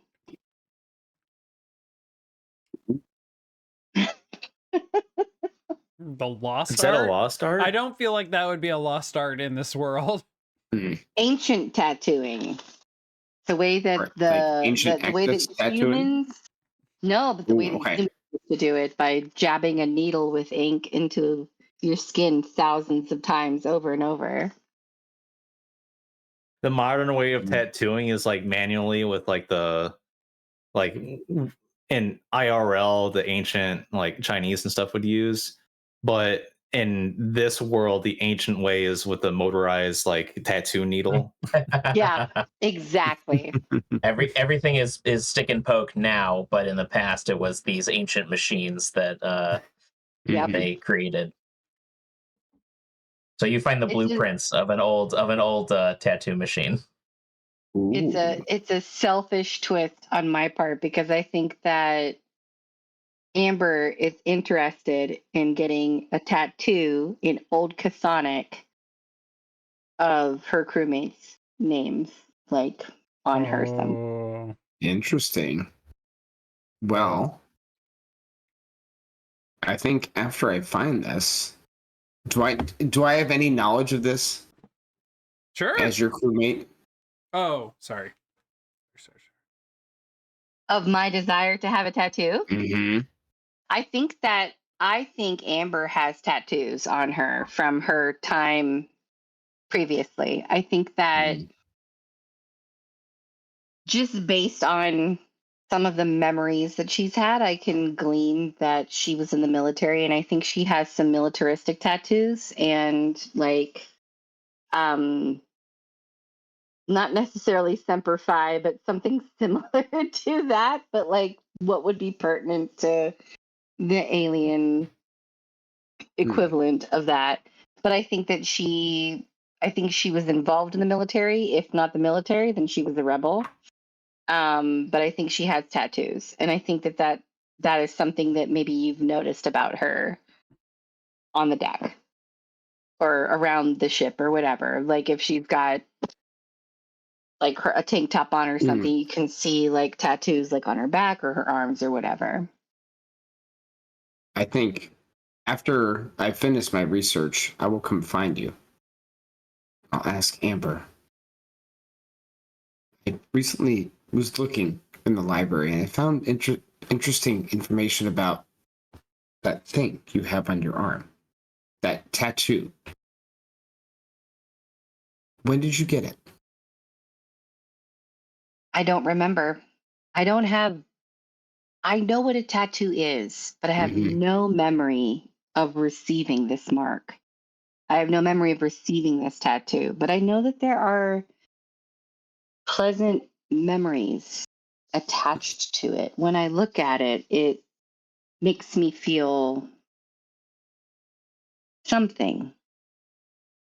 Interesting. So, but I don't remember when I got it. I know what it is, but a lot of that part of my life has been lost since waking up. After yesterday, not knowing who anyone was, I want to get a tattoo so that I can look at it and know that I am me. Bring myself back to clarity. I end up becoming lost again. I think don't Amber's know. gonna be choking back tears probably because she loves this idea so much and she's so touched by this. But I don't know what to put on my skin. Tell you what, the next time we hit port, I'm gonna give myself a tattoo, but I want you to choose what it is. Okay. I would love to do that.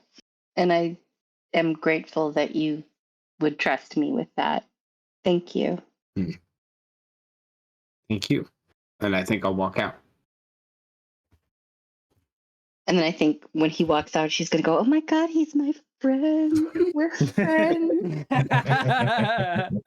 We're best friends now. Hell yeah. I think she's just going to be really excited about that.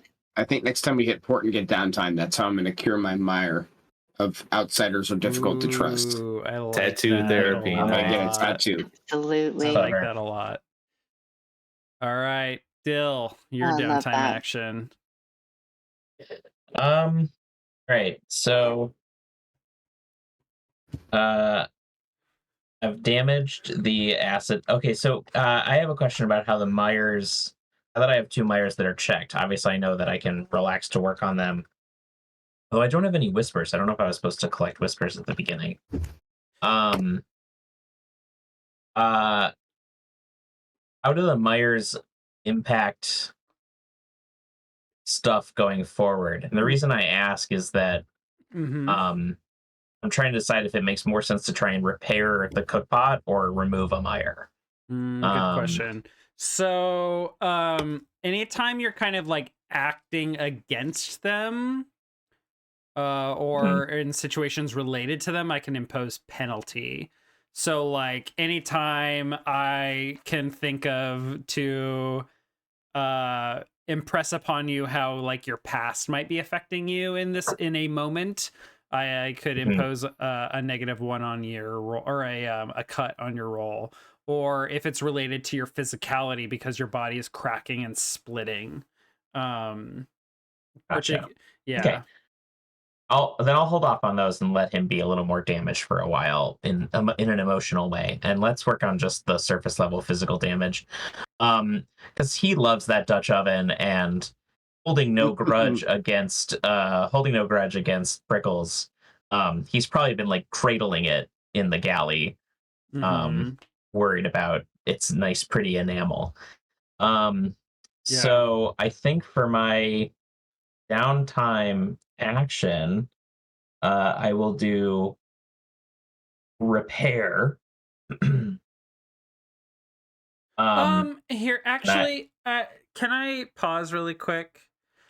I'm looking at the mire that I told you to check off when you were drawn towards anima, or this piece of anima, and I said your body cracks and splits, weakness spreading. If you really like that mire, we can leave it, and I can actually instead apply an injury, which is sort of similar, but no, I like him coming to terms with the limitations of his form. That's also rooted in his bullshit with Ollie. So confronting the fleeting nature of what should be solid, I think is something to deal with in more in-depth moments. Okay. So I think he would focus on either concocting a new enamel coating for his Dutch oven, or finding some metal scrap to weld onto it to make it stronger. Hell yeah, brother! I'd be happy to help you with that. I'm around. I'm around. You know where to find me. I've got a whole pile of shit. You've got Ollie. I think you've got my expertise. I've got a pile of stuff. I'd be happy to loan you. That's a lot of extra dice, my man. I think Amber could use a drink. Maybe you could go help her out real quick. Okay. What do you think we should put in it? I'll get the alcohol, but you supply the base. Yes. Humans really like those juice options. So I can't remember what you said in that first scene, but juice, the blue. Man. Oh, there's some blue Yes. juice. Is this juice? I hope so. Make sure it's not antifreeze. I don't know what that is, but I'm taking it. Here we go. Okay. Thank you. All right. Thank you for the call back. Yeah, you got it. I'm glad we got to show that conversation and how that went. Literally any time, like Dill's always going to be like, I don't have the patience or energy for you. Go away.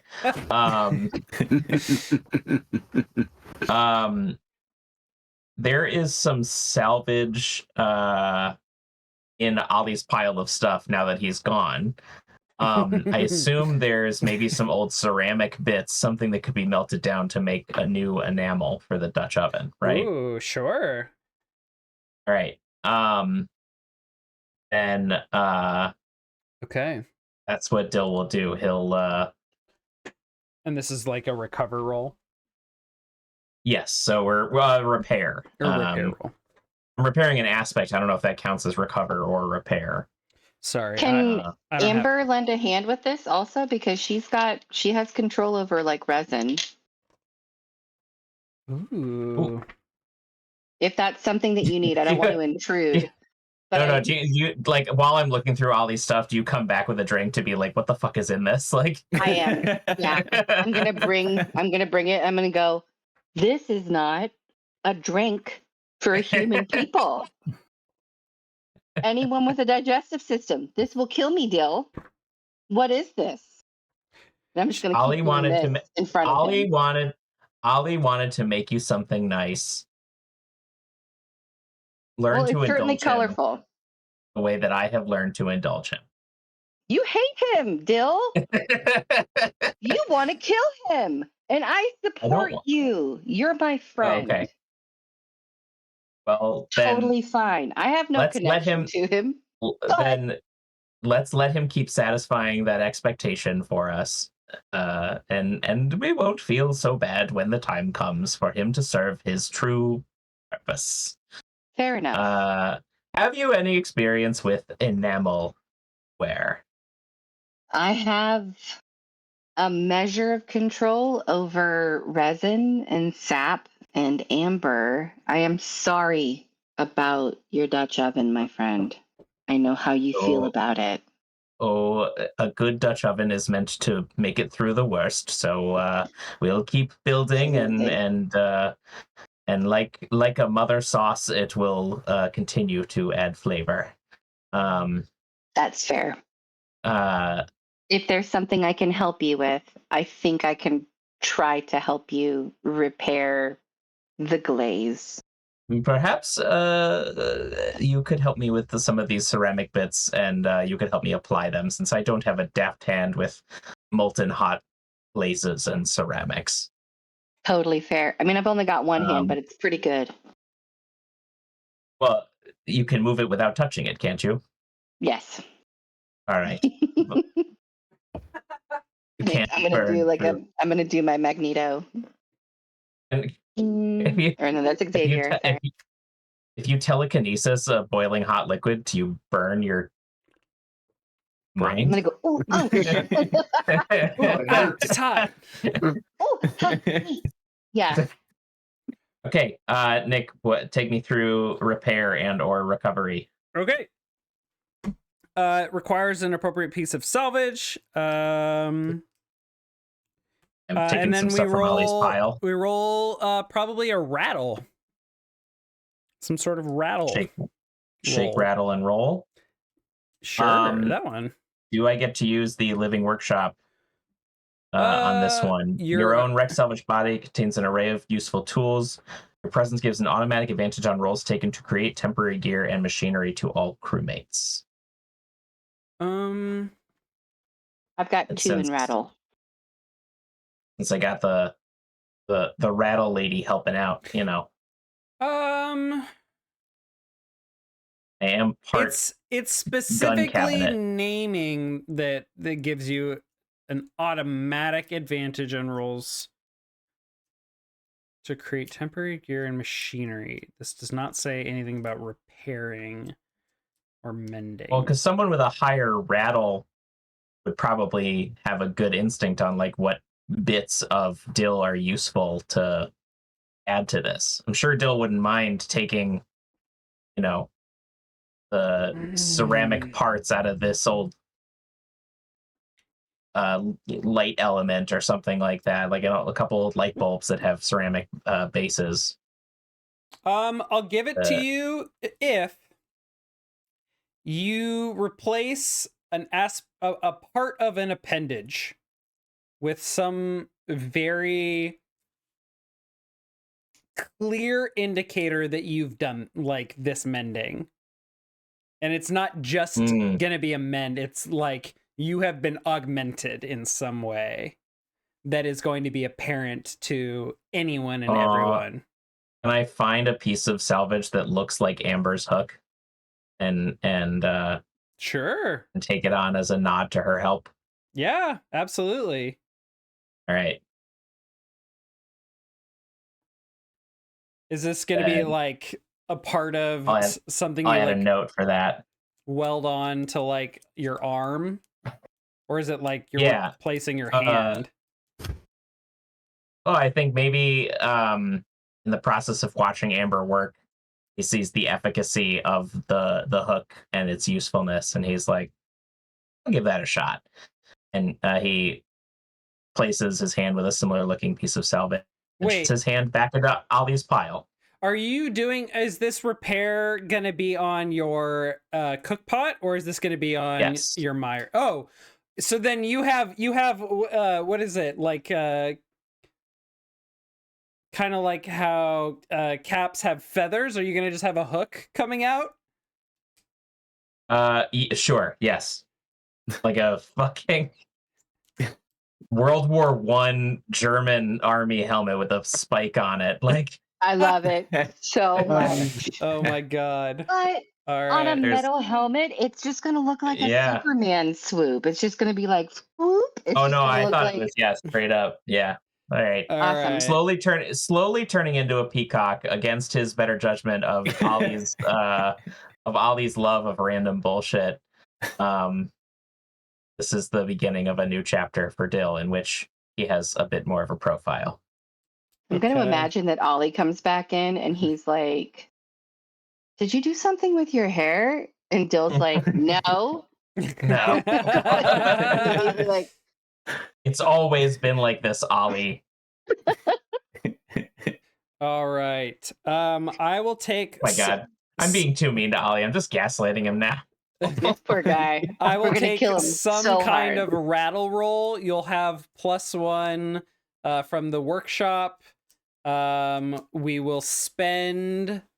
Well, we what is at in jeopardy is the salvage of Ollie's pile of stuff. And then you have +1 from Amber. What edge are you using? I would say, since we're working with like a material that he's not as familiar with, sense and intuition. This is, new. He's taken some advice from Amber, so he's instinct choosing when to hear advice that is not coming from himself. Okay. He knows how to coat the back of a spoon with a good sauce, but he doesn't know how to tell when a ceramic coating is ready. So sure. Okay. So 1 for instinct, 1 for rattle, 1 for Amber's help, and 1 for the living workshop is 4 dice. 4 dice.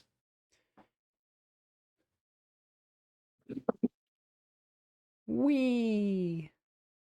That is a 6 and 6, 2 4s. 4. So that is a triumph with a twist. So heal 2 marks of damage to an aspect, ship rating, injury track, or mire. So mark 2 off of your acid etched cook pot.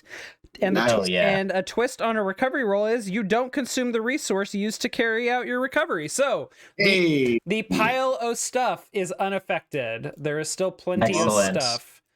And bonus, Ollie now has access to my old hand. I'm sure he'd like that. So I left it in his pile. he goes, "Oh, what's this? This wasn't here before." And he'll just like throw it back in. He's Excellent. like, looks mundane. All right, I will add a note. Or no, this is a benefit. New hairstyle. Yeah. Hell yeah. Fantastic. Okay. It's called a mohawk. A All right, we have 2 steps left on this track to reach the hearth. You all exit the Spearing Fens and reach the interregnum is how it's pronounced. The interregnum. So it begins to get real cold, and you are moving on snow and ice covered pyramid pine trees. So I think that the tentaculary begins to kind of struggle a little bit with this and is kind of like tippy-toeing and needs a lot of I don't know. I think the engine is making it clear that it is not happy. I think the hive is kind of buzzing in a way. I think we need to like feed it, like give it more fuel, because the tentaculary have to like keep like providing their own warmth, otherwise they're gonna get frozen and brittle and crack and keep their metabolism up. I have a theory about how we should treat the tentaculary's little bits that touch the tops of the trees, because I apparently had an affinity for Earth of Old. Ooh. And I think we should rub fat on the outside of the tentacles and then wrap them in something warm to keep them insulated. Maybe tar, or we can like put like wraps around them and then put like sap on the outside of them so they can still grapple with the trees, but the fat will help keep them insulated. Bill heard this conversation up to the part where you're like, we need fat, and he's like, I'm on it, and he's left immediately to go start rendering fat from literally any organic shit that's left. We did get some jellies as one of our specimen rations from the people in Ladle's Rest. But I'm worried that we're gonna need the food. We rendered the tallow out of the tower mite. The tarmite, yeah. The tarmite tallow. Have we rendered that yet? I guess I'll start working on that. I think Nick's looking up what rendering tallow is. He might be looking to see if we have this resource, because we got a lot of resources from those tarmites. I think there's probably a limit to how much use we can actually get out of them. Probably. I'm gonna yada my way through this. Okay. I have another suggestion that's much wackier. I think we can find a blueprint of a sled or a sleigh. Ooh. And then cook that blueprint into a soup and feed that to the engine so that it absorbs the knowledge of how to make itself into a sleigh and shape its tentacles into a sled shape. We're just going like this. How do we communicate with it? How do I teach it to make a sled? To keep some tentacles straight and a couple at the back to power it through the snow. To push. Yeah. That's so good. I mean, you broke that. We have animal hides. Nick, what's worse, rendering fat or mystically cooking information into the ship? What do we roll for that, Nick? Oh my god. I think this is one of those things where we can roll the dice and the result determines which method is taken. Okay. Well, so I like that. this is something that's going to require another downtime action. So it sounds like we need to do another round of this because you need to do this work. So I guess let's see how real quick. Were you just saying we need to consume more fuel to just say consume more fuel and now we move on? Problem solved? No, I just said the Tentaculary is unhappy about it being cold. That's all I said. And then we just made this whole thing. Yep. We could just like bundle its little little feeties. Let's see how much progress we can make, and then the next downtime, if it's like a really big problem, then as long as the Tentaculary is moving, its metabolism is high and it's generating more heat. Okay. And Prickles can verify this because Prickles can see heat. Excellent. This is true. It's also never mind then. The engine is also a hive, so they just need to be more active and they can generate heat. I sometimes can't tell if Nick's providing color or a prompt, so I think I latch on. Good. That makes me feel like I'm skilled at this. Thank you, Andy. Awesome. You got it. The answer is yes or no. Okay. All right. Then it depends on how much time we have left in the session, which is 10 minutes at this point. So we're gonna. We're tentacling through the snow. Excellent. Okay, then I will need one more set of who is doing what on this leg of the journey, and what are you doing with your post. So is anyone volunteering to be at the helm? Bill is very curious about sled and or other modifications to the tentacles, so he wants to take the helm so he can test out the maneuverability on the snow. The captain says hell no. I'll be now that I think about it, the captain is like, Prickles and I will be taking over while we are in the interregnum. Then he goes down to tend the engine and talk to the engine about how it deals with the snow. Okay. Will you be tending the engine, overloading the engine, or muffling the engine? Just tending. Okay. I think the captain is actually intent on forging ahead. Okay. Just to get us done with this leg of the journey. And I guess I'll overload the engine. Oh, there's no need to do that. Okay. Both forge ahead and overload give an additional box on the journey track, and we only need 2 at this point. So forging ahead will get it there, and tending is just then fine. I'll tend to the engine. Okay, who is on watch? I would like to be on watch. Okay. Because I've been wanting to use one of my aspects for a while. Ooh. I would like to, as we're moving through and seeing the snow and we're like going towards nighttime, I would like to look for the fireflies that are moving around in the trees. I would like to use my aspect in the fireflies' glow. You know, the secret paths of the fireflies marked to discover a location without using a chart once per scene. So as we move through, I want to try to find a location of something before we get to the hearth. Maybe something we can start with next session. Oh, I like that. Okay. So I'm going to mark that now. And then if there's other roles that need to be made for being on watch, let me know. I guess I'm kind of trying to make a discovery. That's it. Yeah. Okay. Yeah, that's the choice. Okay. Since that sounds like something that'll set up the next session, do we want to take care of the other roles for this leg of the journey? Yes. And then end on that one? Yeah. So Amber and Exaltair, what are you up to on this leg? Salt is going to ask what he's like usually about above deck, but right now he wants to take a break from that because his trip made him feel all sorts of feelings.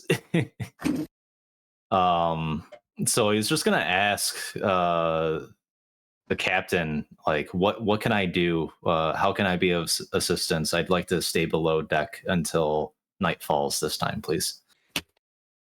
Fair. Well, I suppose if you're not at a particular post, you could just use another montage action. Okay. Maybe put something together, or prepare some equipment, or learn a skill. Okay. So I think this is like Salt going like, what can I do? How can I be useful? And then Kevin's like, we got it covered. Just do something. Yeah. Make use of your time. Yeah. Idle hands are the devil mech's devil's plaything. Yes. Precisely. So can we learn a new ship is still skill damaged, too. that we can add to our sheet during these downtime actions? I'd say you could just make any montage action if you're not going to take a post. I should have offered that as an option. Right on. I'm just going to throw that in there. I don't know if that is mechanically what Felix Isaacs wants. I think that resting... I think like creation... or it would be viable with the stuff that you have available to you. Certain you could heal aspects, but probably not Myers, because you're actively like on the high seas and engaged in sea travel. Yeah, and that's kind of makes sense. antithetical to what Myers are about. Or just work on projects. Yeah. I'm just gonna try to finish my project with the personal kite sail. Sounds good. Okay. All right. What about you, Amber? I think she's going to be watching the weather. Okay. Just because being in like in somewhere that is cold and frozen is novel to her. Since she spent so much time much further north. Okay. Or south. I don't remember what direction we're going, but not where it's we cold. are heading south. So yeah, so she spent more time in the north. Give me 1d6 as the weather moves. And Travis, go ahead and build up a dice pool for your roll there. A 2. I rolled a 2. I'm sorry. 2, a change for the worse. Fantastic. I'll note that as we approach this discovered Super location. sorry, you guys. All right, so the dice pool depends on what kind of help I can get. Is Chikazi like tending to something else on the ship? Or could I get help from... Well, Amber's like watching the weather. Yeah, I mean, Chikazi could probably help, but I'm going to enforce that like his expertise has been exploited to its fullest extent still. So no advantage there. I think that who you do have is Ollie Oxenfree. Oh no. Okay. Yeah. Let's make a new friend. Oh, I see. You're going with like a spring-loaded system. Yeah, is that not the way? I mean, have you considered completely throwing that out and using this? And he'll just show you some like you don't even know what it is. He's got his. I literally don't. Like, I don't think in this pile of shit. I think Salt's like mechanical knowledge is like very limited. So he's probably easy to like fool or sway into doing a different mechanical component. I'm just kidding. This is something called a USB stick. It looks like you're doing great, but I have some pointers for you. Please do tell. I must admit I'm above, below, out of my depth. I don't like going to the depths. That scares me. Just kidding. Nothing scares me. Anyway, let's take a look. Show me what you got, and you can take +1 on your roll. Don't normalize our human sacrifice. You know it's my job. Yeah. All right. I'm rolling 2. And this is below deck, so I don't think I get a cut from my Maya or anything. 3. A 3 and a 1. A 3 and a 1. Let's see here. So I think this if I do make any progress at all with a 3, I think it has to consume something. It probably has to consume something regardless. Yeah, I think that I've got highwood planks. I think we're gonna make Ollie's pile of stuff Ollie's lil pile of stuff. Okay.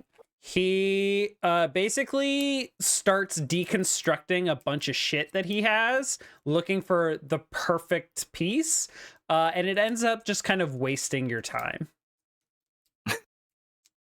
There is nothing in his pile that can help, and unfortunately, you've kind of wasted the day, following some of his harebrained ideas. And maybe there really is something to Dill's feelings about this guy. I think Salt, like, not even like to Dill, but maybe like in proximity of Dill as he's walking past, he's just like murmuring like swear words about Ollie, like all this time that he just wasted. If anything, he took a step back, like he feels like, because now he's questioning Ollie contributed enough to make him question what he's done so far, but didn't actually make any forward progress either. So he's like looking at what he already did and like, is this the way? Like, I feel like I lost progress here. Well, there was this old art inventor from the pre-verdancy that was like, you know, you can learn 1,000 ways not to make a quantum cannon. And that's progress. And I feel like that's what we've had today. Progress. Thank you so much, Salt. It was great learning with you. Goodbye. I just walk away.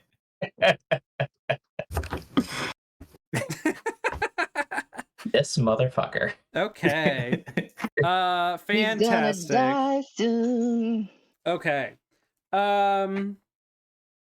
Did we hit everyone's action? Yeah, we just had to resolve Okay. Prickles. So normally when making a discovery, you select a chart and a whisper and combine them and interpret. Once you've chosen a chart, the next step is to add one of your whispers. If these wild words that breathe life, it's these wild words that breathe life into the discovery. They allow you to describe an event, a cultural facet, or a happening in the location you've discovered. The whisper, for example, might imply blah, blah, blah, blah, blah, blah. Both the chart and whisper are lost during this process, but you don't have to spend those. So I think you need to provide me some sort of detail to build on. Some sort of event, cultural facet, or happening in the location you've discovered. Or you could give me the like the type of location, and I can build on that and fill in the rest. Did you have anything in mind? I want to build on the aspect that we have some knowledge of pre-verdant or pre-V artifacts and things of that nature. I want us to come across like something that's sticking out of the trees, like an old building or a bunker or something that we can park our ship for the day on the way to the hearth and explore. Okay. We haven't done any wave walking or anything like that. We haven't left the ship since we started the season. I want us to go somewhere, not just a location where there are people that's like a port or a waste day, but like, yeah, give me a dungeon, Nick. Okay. Give me something to explore. Sure. So there is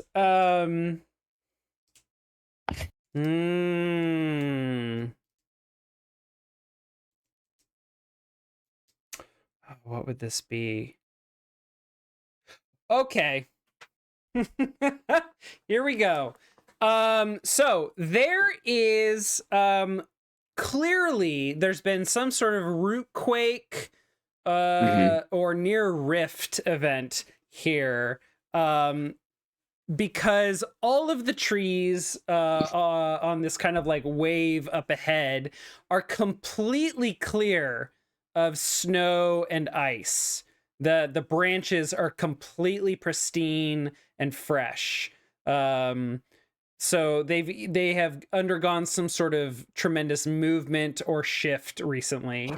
And you can see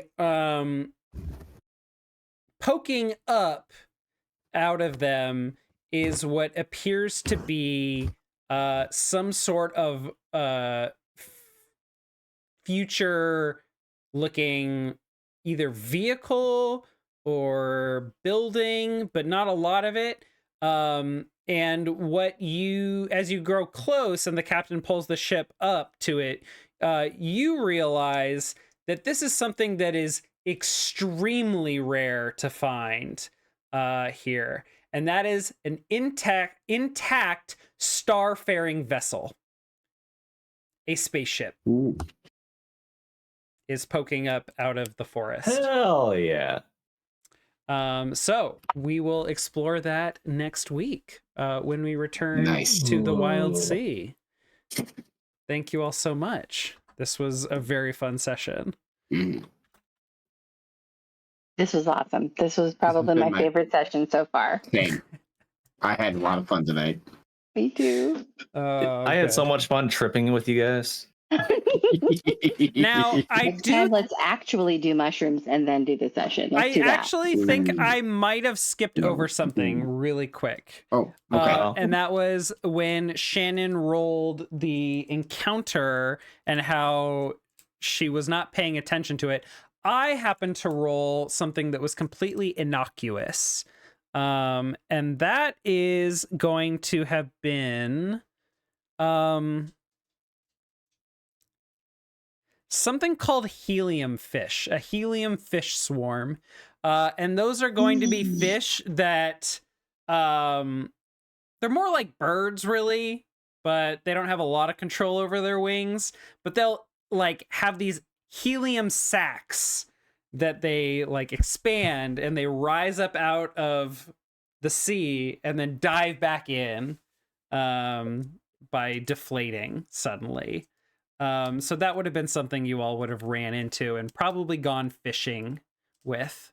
So go ahead. Sorry, guys. Go ahead and add the specimen's helium fish. Nice. I'm on it. To the ship. Adding to the ship. Yeah. Okay.